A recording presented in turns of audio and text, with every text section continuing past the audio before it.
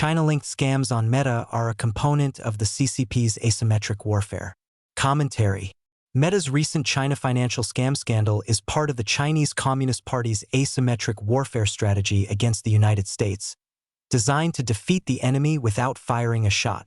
An investigation has revealed that Meta earns billions of dollars annually from advertising tied to scams, illegal gambling, pornography, and other prohibited activities, with a particularly large share coming from Chinese advertisers. According to a December 15 Reuters report, Meta generated about $18 billion in ad revenue from China in 2024. Internal documents suggested that roughly $3 billion of that revenue, approximately 19% of China-related income, was linked to fraudulent or banned content. China was internally labeled Meta's top scam exporting nation, responsible for a quarter of scam and prohibited ads worldwide across Facebook, Instagram, and WhatsApp. Meta's platforms, Facebook, Instagram, and WhatsApp, are banned in China, as is TikTok, despite its close ties to the regime. Chinese companies can still advertise to foreign audiences despite the domestic ban, and this business now accounts for about 11% of Meta's global revenue. Chinese citizens cannot be victimized on Meta platforms, while Chinese operators can target global consumers with minimal constraints.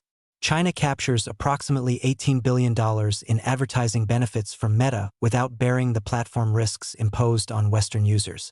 This arrangement reflects asymmetric warfare, a strategy in which a less powerful or constrained actor exploits the structural vulnerabilities of a stronger opponent through non-traditional means.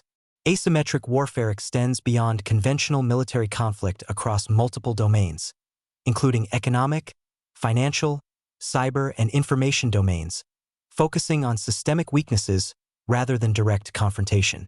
In economic asymmetric warfare, wealth is extracted, markets are manipulated, and trade relationships are weaponized to achieve strategic objectives without going to war. The Meta scam operation fits this model. Chinese-linked actors use the platform to extract tens of billions of dollars from American consumers, effectively turning an American corporation into the vehicle for large-scale wealth transfer out of the United States. China's 1999 military doctrine, Unrestricted Warfare, authored by People's Liberation Army senior colonels Qiao Liang and Wang Xiangsui, advocates defeating technologically superior adversaries through non-military means, including financial warfare, economic coercion, and network attacks or cyber warfare. The doctrine argues that through unrestricted and asymmetric methods, even a relatively weak state can incapacitate a far more powerful opponent. North Korea provides a clear example. Despite its small population, weak economy, and inability to match the United States militarily, it has repeatedly inflicted damage through cyber attacks targeting U.S. institutions and infrastructure. Steve Bannon, former chief strategist to President Donald Trump, has described unrestricted warfare as central to understanding Chinese strategy, stating that China has been engaged in economic warfare against the United States for the past 20 to 25 years. One recent manifestation of this approach, beyond the Meta advertising scandal, is the expansion of Southeast Asian scam compounds that increasingly target American victims. These China-linked scam operations are now aimed primarily at Americans and are causing multi-billion-dollar losses. The FBI estimates that American losses amount to about $9 billion to $10 billion per year. These scams operate at an industrial scale through text messages, social media, dating apps, and job platforms, and are often connected to transnational criminal syndicates involved in drug trafficking and money laundering. The asymmetric nature of the scam centers as a weapon became evident in 2023, when Chinese citizens were victimized. Beijing responded aggressively, enlisting ethnic armed organizations involved in Burma's civil war to target territories hosting scam centers that had targeted Chinese nationals.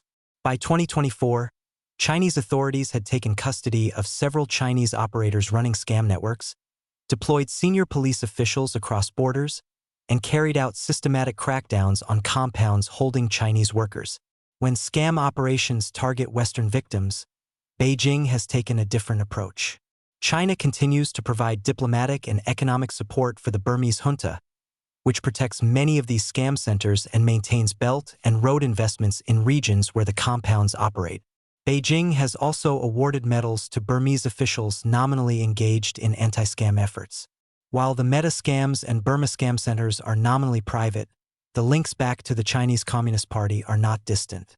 These operations rely on Chinese payment processing systems, telecommunications networks, language platforms, and banking channels.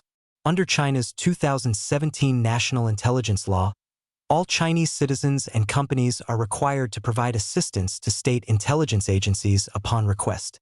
Each scam interaction collects financial vulnerability data, behavioral patterns, personal information, and social network mappings. To combat Southeast Asian scam centers, the U.S. Scam Center Strike Force was launched in late 2025 as a new interagency federal effort led by the U.S. Attorney's Office for the District of Columbia and the Department of Justice. The initiative targets transnational fraud networks, particularly crypto investment scams originating in Southeast Asia, including Burma and Cambodia, using data analysis, asset seizures, and international cooperation to dismantle criminal enterprises and recover funds. Participating agencies include the FBI, Secret Service, Treasury Department, and State Department, with a focus on freezing assets and disrupting supporting infrastructure tied to digital asset fraud. Meanwhile, Senators Richard Blumenthal and Josh Hawley called on the Federal Trade Commission and the Securities and Exchange Commission to investigate Meta for facilitating and profiting from scams and fraudulent advertising. They cited Meta's own internal assessments indicating its platforms were involved in roughly 1/3 of all successful scams in the United States, potentially contributing to more than $50 billion in consumer losses in 2024.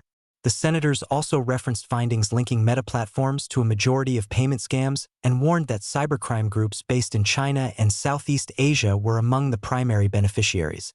They urged the FTC and SEC to pursue investigations, seek disgorgement of profits, impose civil penalties, hold executives accountable, and require binding reforms.